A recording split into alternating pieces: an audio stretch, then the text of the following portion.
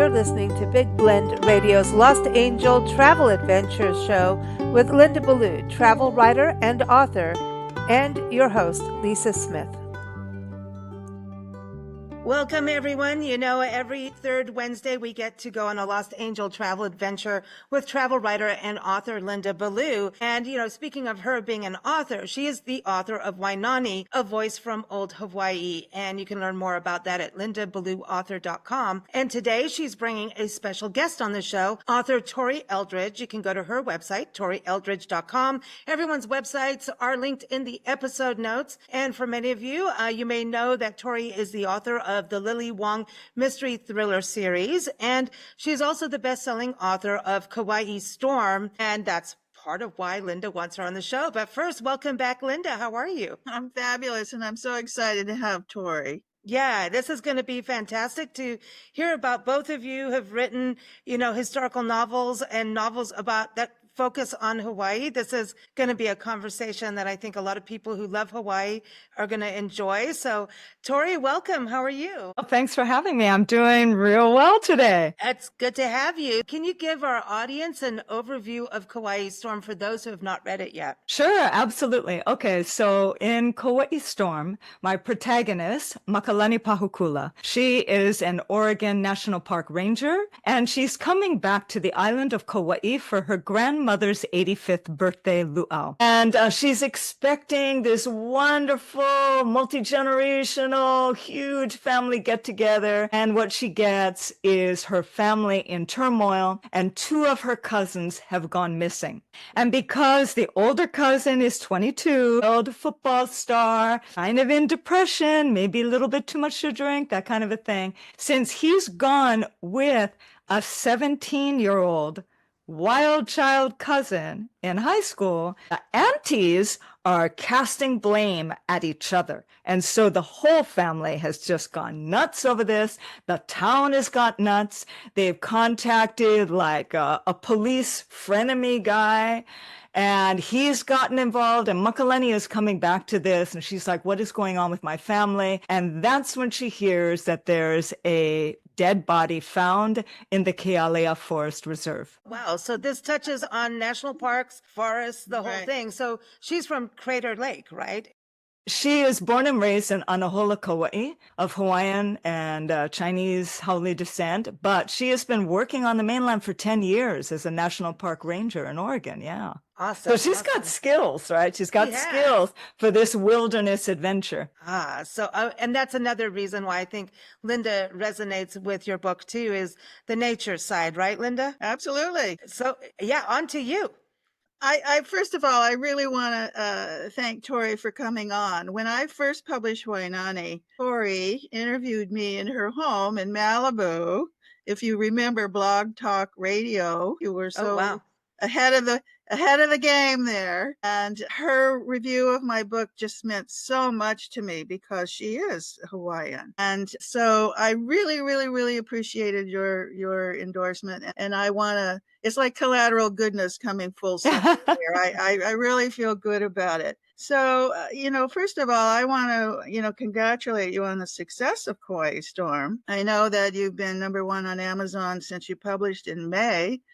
And that's quite an accomplishment. Tori is kind of a textbook example of what you have to do to succeed in the publishing world today. I have watched this woman over the years, and she is so disciplined, and she shares her life a lot of personal stuff on her media posts. So I know she's had challenges, but she remains disciplined and works every day and writes every day. God bless. I do what I can. I really admire your work ethic. Okay, Tori. So having the opportunity to have you on my podcast, I'm really, like I say, I'm very happy to have you. But who did you write this book for? I think is my first question. Who did you write this book for? Who was your audience when you were writing this? Aside from me? Yeah, was it just for you? No, you know what? I had paid homage to the Chinese and Norwegian sides of my heritage with the Lily Wong series. stories. And I felt that I had finally attained the professional maturity and writing experience to really tackle a book set in Hawaii. Because, if I was going to write, there's so many wonderful, wonderful, thrillers, mystery, contemporary suspense that's set in Hawaii right now that incorporates the paradise and the culture, and they do really well. And I enjoy that. But if I was going to write a contemporary novel, it had to be something that was going to speak with what was happening with Kanaka Maoli, Native Hawaiians who are living in Hawaii today. And so that was something that I wanted to make sure that whatever I wrote would be thrilling and exciting to my mystery thriller adventure audience, but that the Native Hawaiians back home, that it would resonate with them and that they would feel seen and that they would feel heard and that this would be speaking to their issues and our perspective. Right. I got the feeling that this was very important to you on that level, that you show their side of the story. Wainani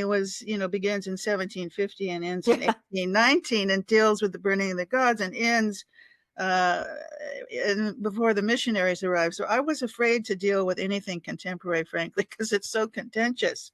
Exactly. Exactly. It really is. It really is. Me being away from home for so long, I moved away when I graduated from high school. I went to Punahou, graduated with President Barack Obama. So that'll give you a timeline, right? It's been a long time since I've been away from home. He is. And yes, he was born in Hawaii at Queen's Hospital, the same hospital where I was born, by the way. But, I also was very aware of, the contention and the things. And having been away for so long, I was like, man, if I'm going to do this, I really have to get it right. So that really goes into you really kind of answered my next question, is why did you feel the need to take up the challenge at this time? At this time, see, that's the question, right? At this time. So at every time in my life, I've been in a different stage, a different energy, a different vibe, different interests. And so when I was writing the Lily Wong series, I have been training and teaching in the ninja martial arts for a very long time. That was in the forefront of my attention.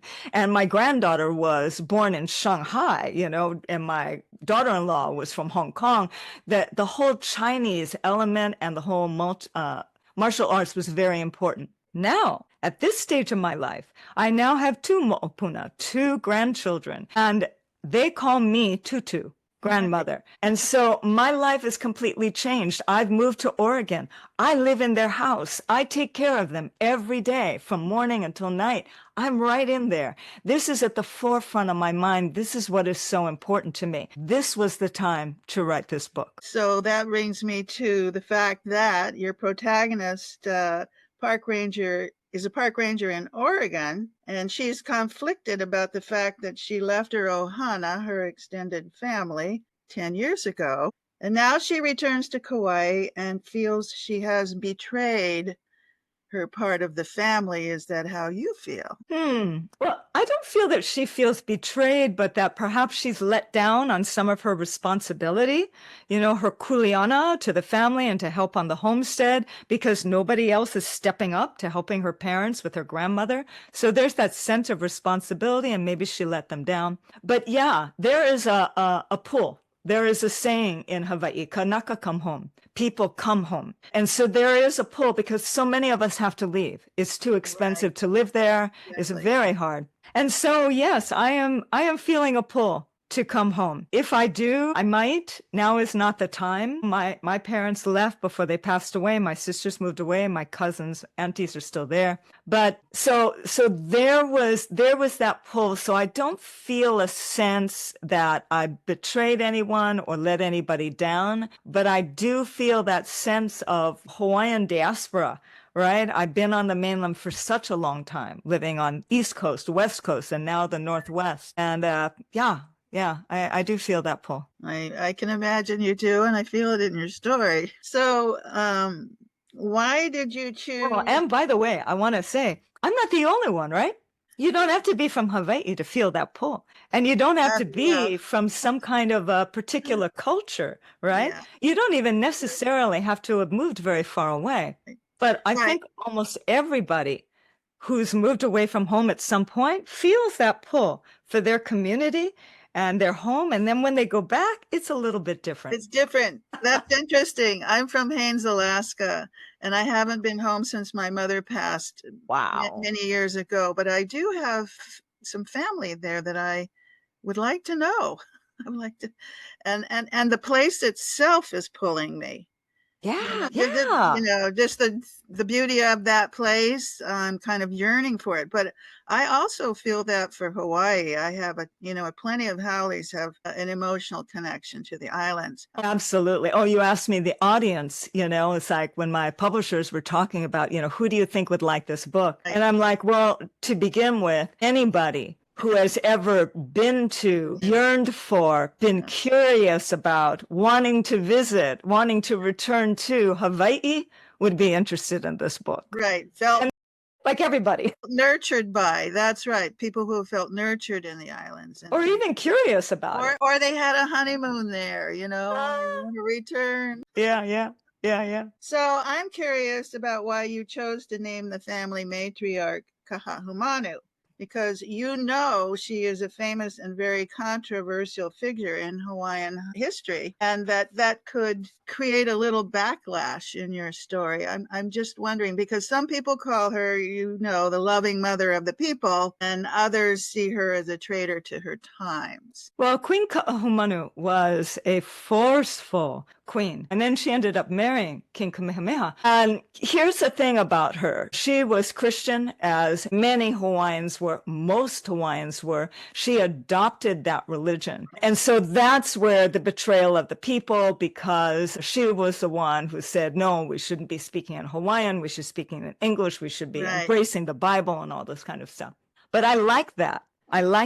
So I gave Tutu's name Kahahumanu Pahukula, because I wanted her to have a strong presence. No matter what you feel about Queen Kahahumanu, she was one of the strongest female leaders that we had. But here's the thing, you cannot really, it's frowned upon to give an ali'i name, a royal name, to your child if there isn't a family connection. So I gave my Kahahumanu, the queen was her something like grand aunt, something like that, right? So there was enough distance, but that they were related. And so I really wanted that thread, because see, when I do things like that, it allows me to touch on history in a way that's relevant to my characters, my story, and makes sense for the readers to understand. So I actually chose it specifically so I could bring in some of that history.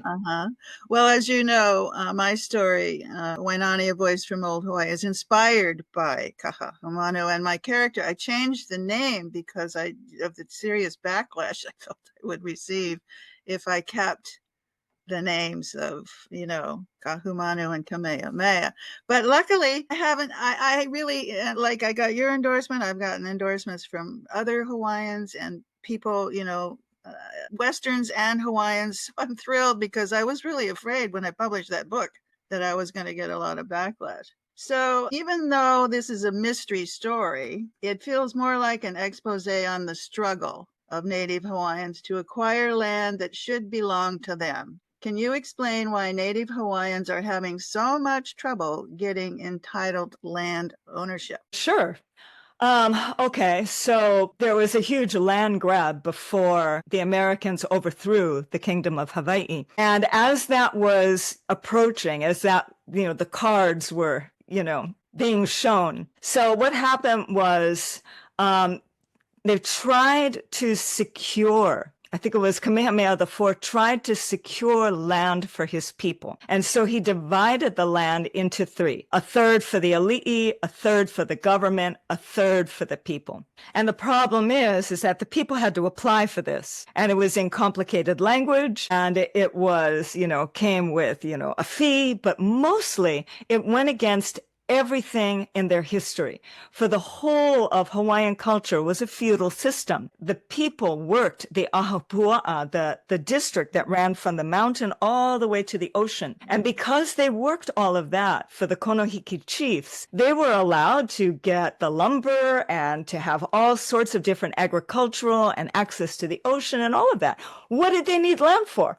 They had everything they needed. All they needed to do was do the work, care for what they were doing. They had everything they needed. They didn't think they needed any more. It was a very strange concept. So many of them didn't apply. So that land that should have been theirs wasn't given to them. So if it had been, families back home, including mine, could have just astounding amounts of land worth millions and millions of dollars, right? Right.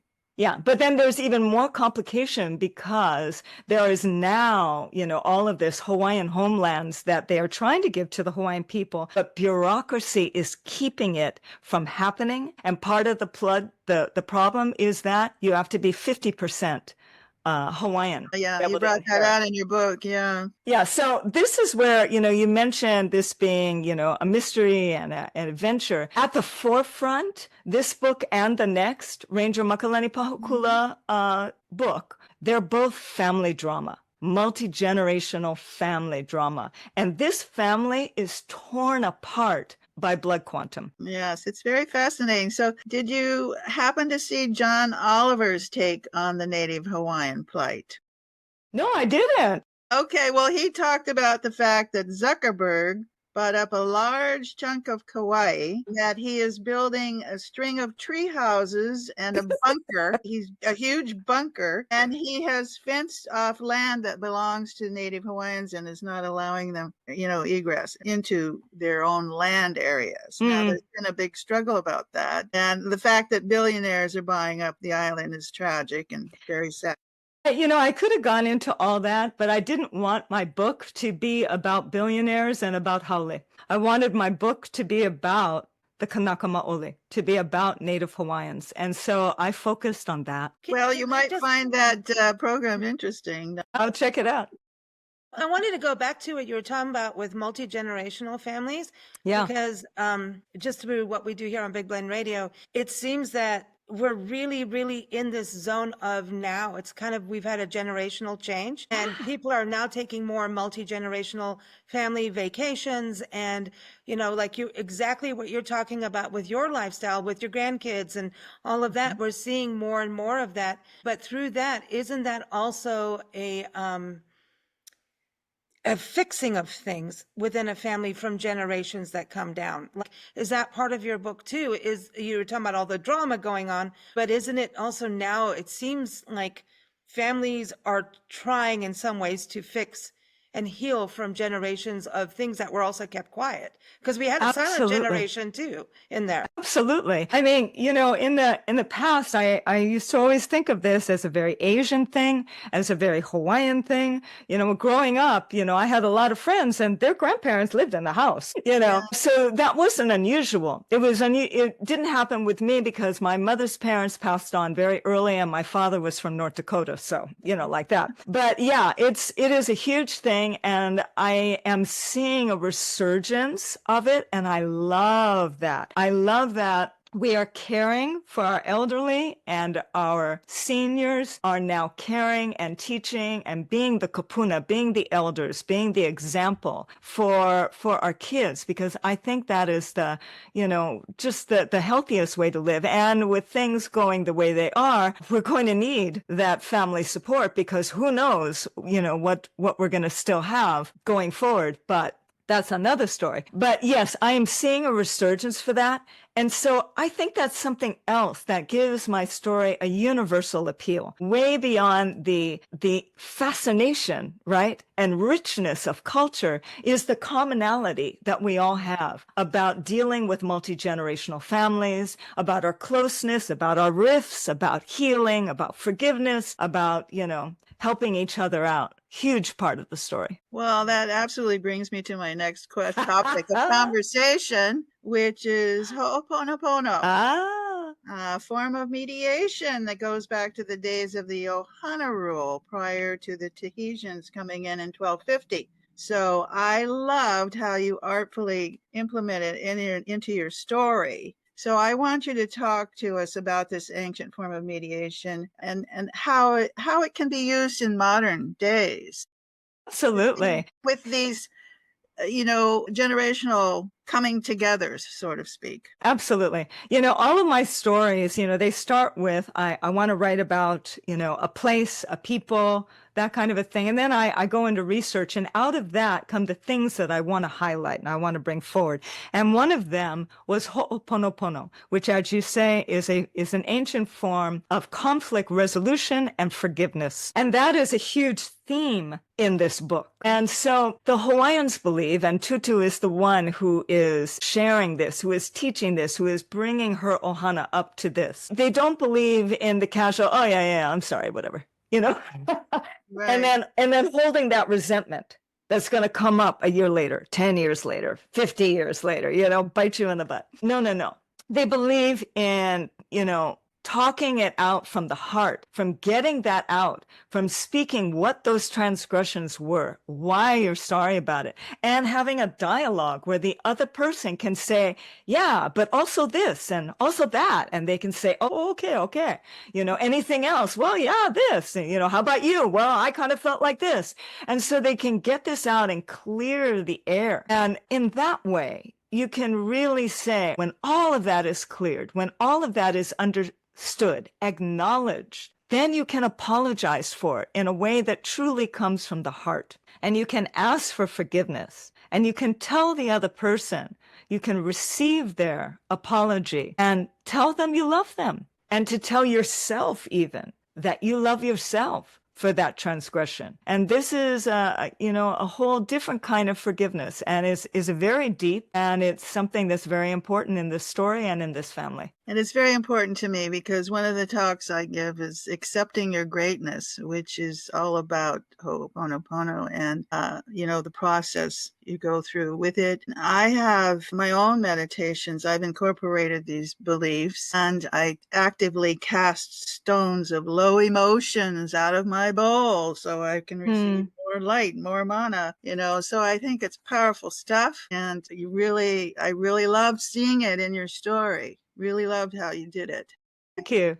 Mahalo. I really, it's important to me to bring the Hawaiian wisdom forward, to bring these teachings that are relevant to everybody and to share them with the world and to show them in action. Well, we sort of already talked about this, Tori, but what took you so long to get around to writing this your homeland story? I know you kind of told me, but is it harder to write about something so close to you? It is. And especially because, as you mentioned before, it can be a touchy situation. And because I've been away from home so long, I had to think, what do I know about what's going on there? And so I had to do so much research. And one of the first things I did was call up a friend that I went to high school with, who is Kanaka Ma'ole from Kaua'i, very much so an activist. And I said, so lay it on me, what are the big concerns? What's going on? And the issue with Hawaiian homelands, bam, I listened for hours and I went, whoa, I did not know about this. Yeah. This is what my story is about. So it was very important to me to get this right. And then I said before, it took a while before I felt I had the writing maturity to handle this. I had written 4 very culturally deep, multi-generational Lily Wong series, wrote a standalone, Dance Among the Flames, set in Brazil, deep in culture, again, multi-generational history. That was 5 books under my belt. And I went, okay, I'm ready. And I'm ready to own it. If I mess up, I'm ready to own that too. Well, I think you did a wonderful job, but you use an excessive amount of Hawaiian words that might be a little difficult for Western readers. Excessive amount. Well, that cracks me up. For a Western reader, if you're Hawaiian, it's not excessive.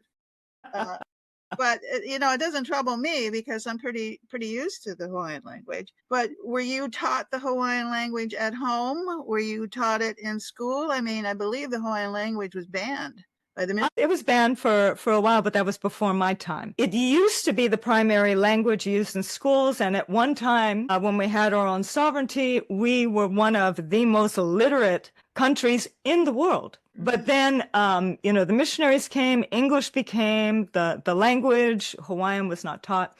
By the time I came around, we sang so much in Hawaiian, and I was a big singer, so I was in all the choirs. So I was constantly singing in Hawaiian language, and I was constantly dancing to songs in the Hawaiian language. And a lot of the times I was the one fortunate enough to be able to do the chanting or to do the call outs in Hawaiian. So you start to learn, but I never actually studied Hawaiian. And nobody I knew spoke Hawaiian. Right now, we are in a second renaissance where we are resurging our Olelo Hawaii. We are taking back our language. One of the best ways to eradicate, the most effective ways to eradicate a culture is to take away their language. One of the best ways to bring it back is to resurrect the language. So, and it's a beautiful language. And my sister had done a whole portrait series of the elders on Molokai, where some of our ancestors were from. And one of these elders was a Hawaiian language teacher. And so I contacted her and I took an immersion course, and it did such things in me. It changed so much in me, just that immersion course and practicing it and chanting again, that I went, I need to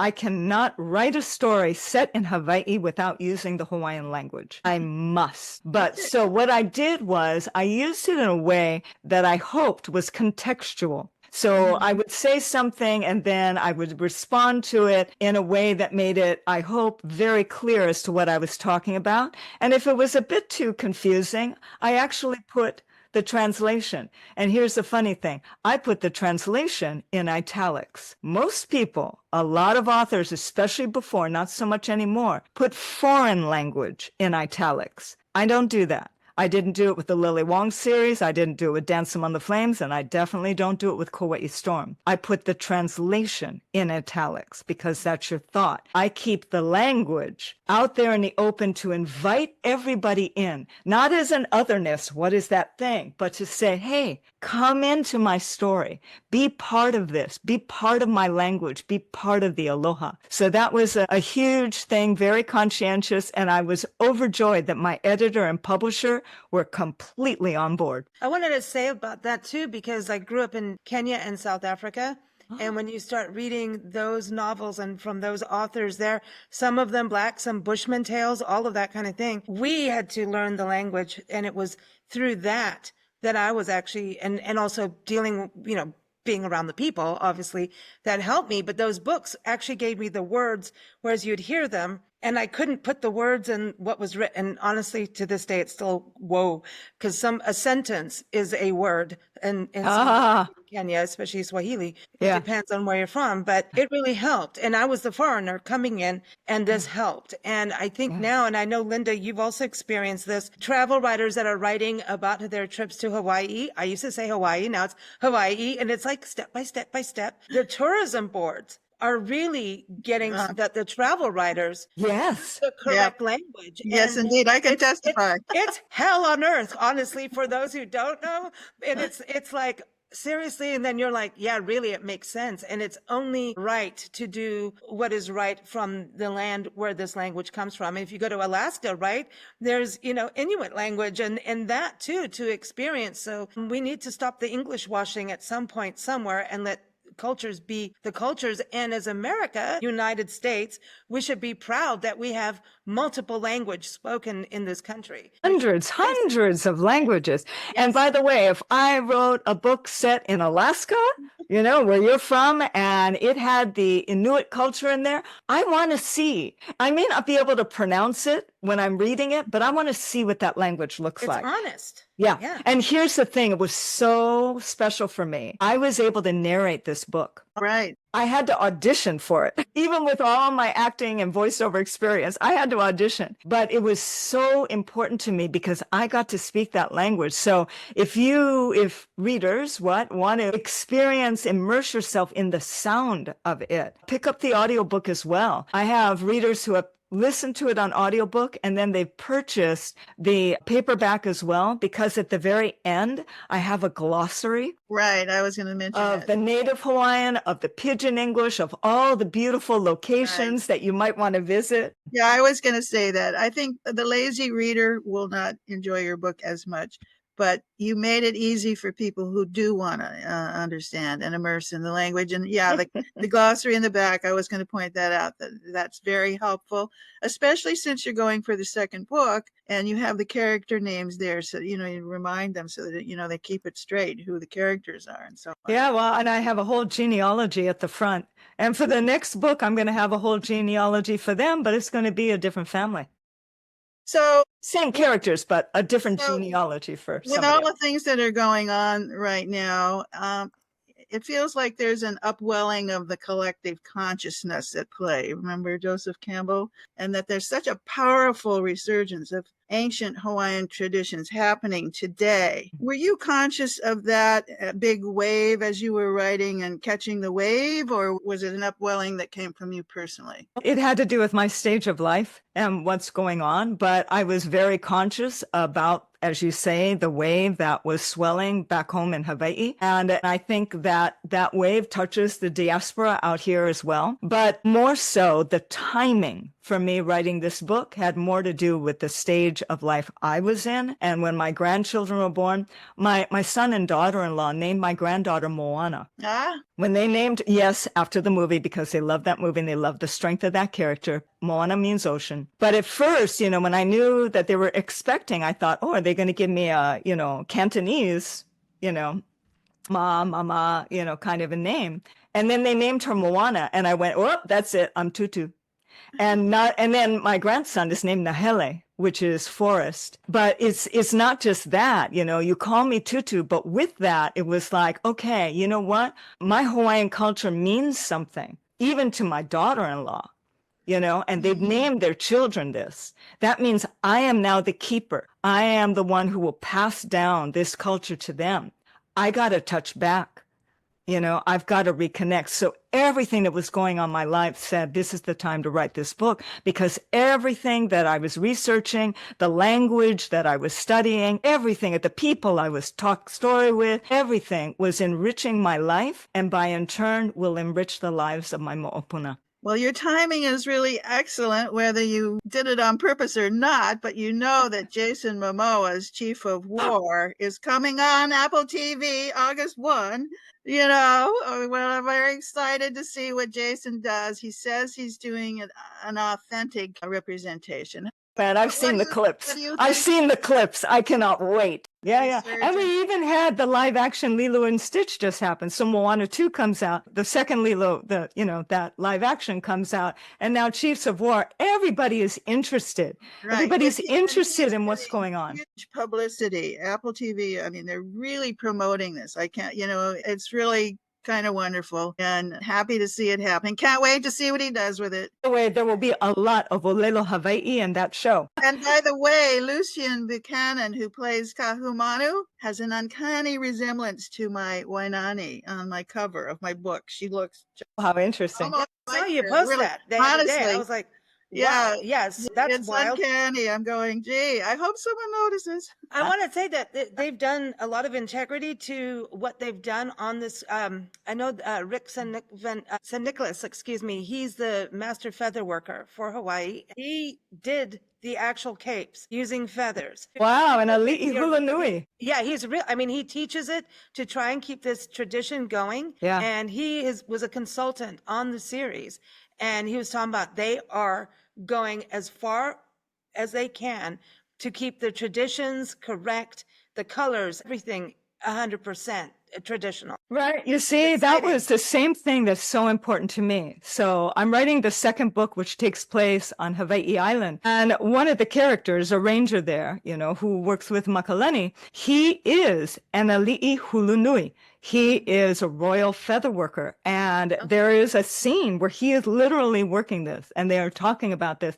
But it's not just ancillary. it works into the story, because I'm not interested in just giving a history lesson to people. What I want to do is I want to bring in these important cultural, historical, spiritual wisdom things from ancient Hawaiians, from Native Hawaiians right now, contemporary Hawaiians, and integrate it with my characters, with my family, with the story, with the suspense, right? So that it feels like enriching entertainment. Well, I'm looking forward to your second book, but I just want to say something about the Chief of War. It's interesting to me that Jason Momoa is not playing Kamehameha. No. He's having a local Hawaiian farmer play Kamehameha, who's because it's not, the story is not about Kamehameha. Who's never acted before. Right. He's playing Keane. Now, my understanding of Keane was that he was a rival warrior, but he was also a paramour of Kahahumanu,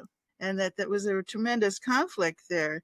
It just fascinates me that he chose to play that warrior. Well, it's the whole movie is set in this segment of time where that conflict between him and Kamehameha was like the issue. So, Jason Momoa is in fact playing the lead. It is that character's story.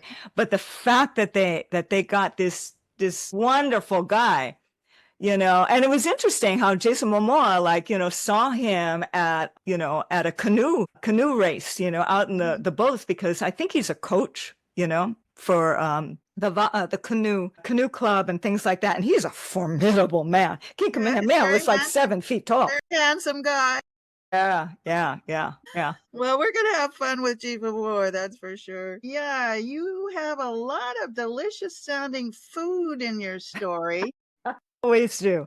Always do. I see you posting recipes for them on social media. So where can people find you and how to make all those tasty dishes that are in your book? Well, you can YouTube recipes and Google recipes, but if you'd like to find some things that I'm highlighting, go to my website, torieldridge.com. I have a readers section, and in there you will find a book club page for Kauai Storm. And it has book discussion topics. It has videos of me on location on Kauai talking about, showing you places, talking about how it's relevant to my story, like, where this happened, where that happened. It's super fun.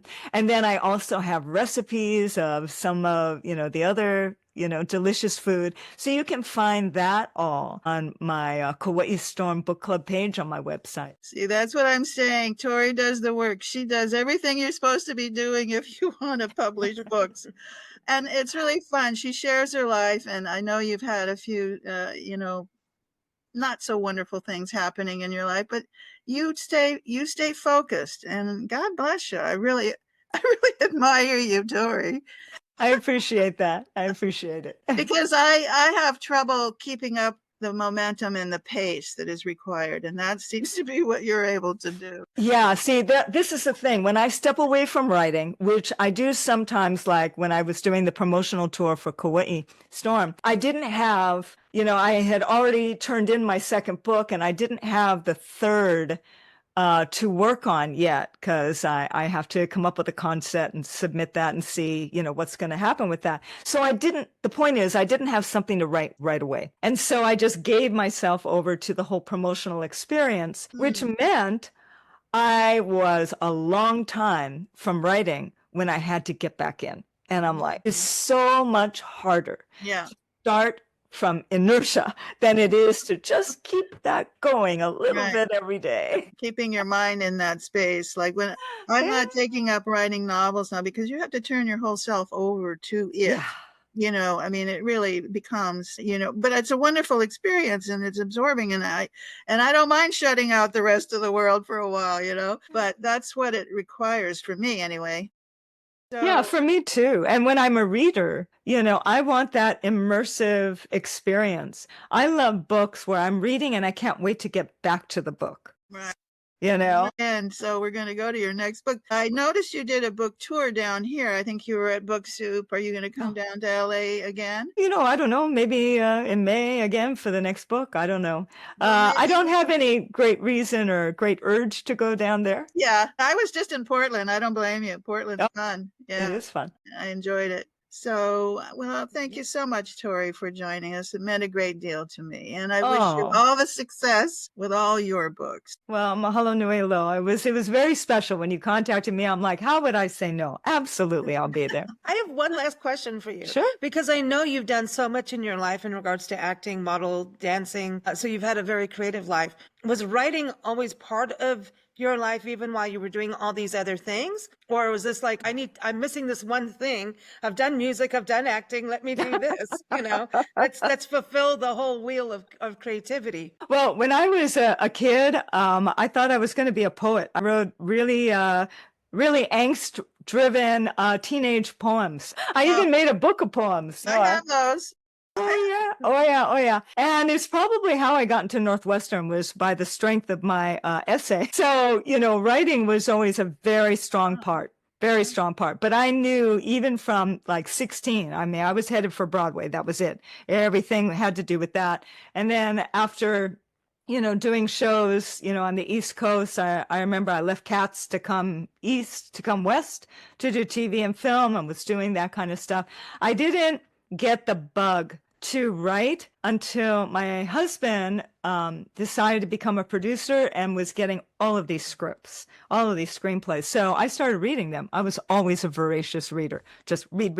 And I read one and I was like, you know what's wrong with this? It ought to be like this. And that ought to be like this led me to an idea that led to Rio de Janeiro, which ultimately led to what would become, decades later, Dance Among the Flames. And so it was that got me into there. And so I started writing screenplays, and one of them, that one in particular, ended up being a semifinalist for the Academy Nicole Fellowship. So I was like, maybe I can write. But people were saying you should write novels. So I turned that into a novel, and I loved the experience. It was so great. But I didn't want to do the business. Whatever that was, I knew I didn't want to do it. I had young kids. I was like full-time right there, mom, right? I had just discovered the martial arts. I didn't know I was going to become so obsessed. All of that kind of stuff. It wasn't until I wrote a nonfiction book 13 years later on empowered living, a guide, combining physical and emotional protection. It wasn't until I did that I went, wow, I really want to write.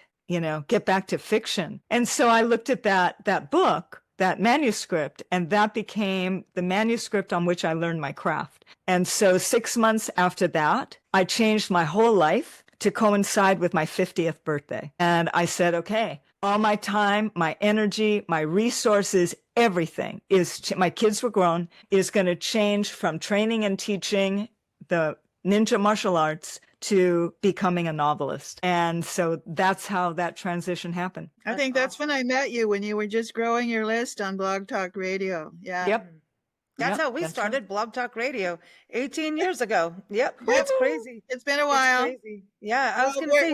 I'm glad we're still here after those many years. Oh my gosh. I remember, all of the stuff pre-Google, but I was going to say too, thank you for putting a park ranger as the main character. I don't like using the word protagonist. It just sounds like we're going to the doctor, but but main character, but putting a park ranger, and I got to thank you for that, because I think we want to highlight those amazing people that protect our public lands and our history. We absolutely do. We absolutely do. And you're welcome. Thank you. Thank you, ladies. It's been so cool to have you on the show, Tori. And then, Linda, we've talked about Wainani so many times over the years, and she loves to showcase strong women.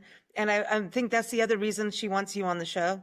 was that, because you've got another strong, she's got a thing of always, hey, we can do this, so I think this has been super fun. Again, everyone, you can go to torieldridge.com, and you can also go to lindaballauthor.com. All the links are in the episode notes, and Tori's book is Kauai Storm. I don't know if I'm saying that correctly, but I'm sure trying. And we also have, for Linda, it's Wainani, a voice from Old Hawaii. Thank you, ladies, so much. You're very welcome. Mahalo for having me. Hello. Thank you for listening to Big Blend Radio's Lost Angel Travel Adventure Show with Linda Ballou, travel writer and author. Keep up with her at lindaballauauthor.com and lostangeladventures.com. You can also keep up with Big Blend Radio at bigblendradio.com. Now, happy traveling.